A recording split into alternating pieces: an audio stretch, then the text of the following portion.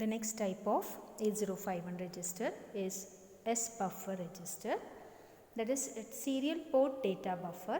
Two registers at the same location.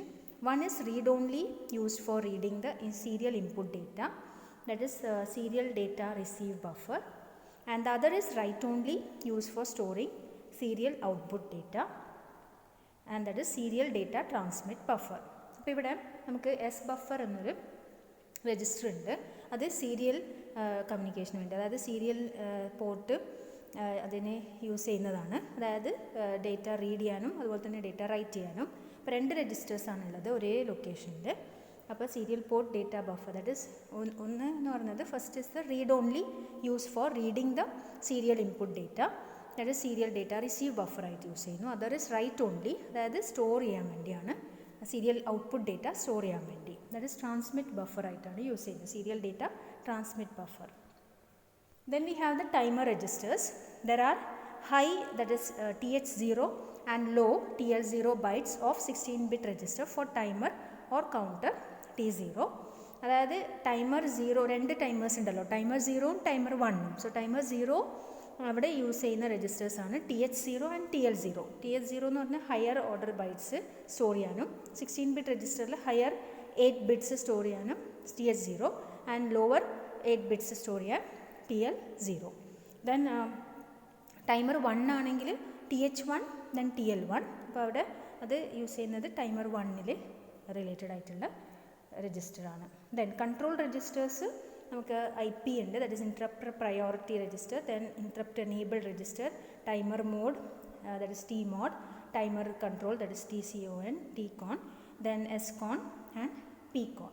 That is TCON is timer control, SCON is serial port control, PCON is power control.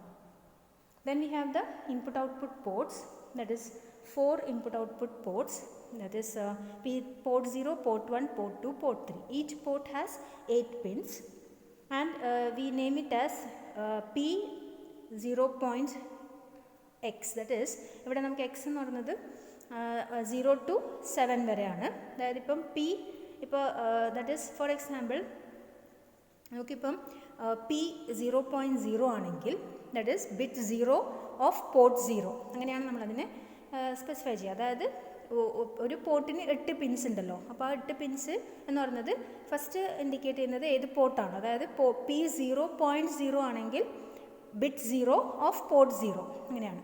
അതേപോലെ തന്നെ P0.7 ആണെങ്കിൽ that is bit 7 of port 0.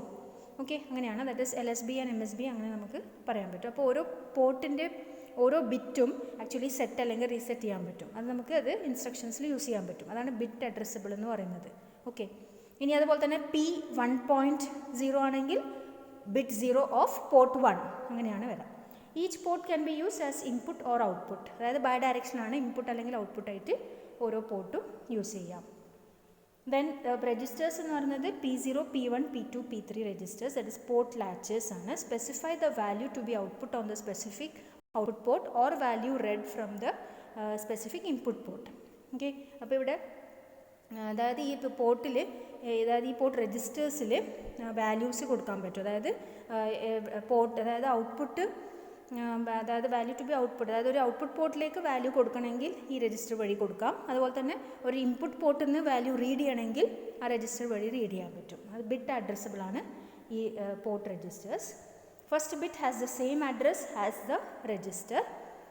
Example P1 has address 90H in the SFR, so P1.7 or address 97 refer to the same bit.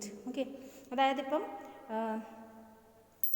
First bit എന്ന് പറയുന്നത് same address as the register. Okay, അപ്പോൾ രജിസ്റ്ററിൻ്റെ എന്താണ്, അപ്പോൾ P1 എന്ന് പറയുന്നത് port 1ൻ്റെ രജിസ്റ്ററിൻ്റെ address എന്ന് പറയുന്നത് 90H ആണ്. ഓക്കെ, SFRൽ.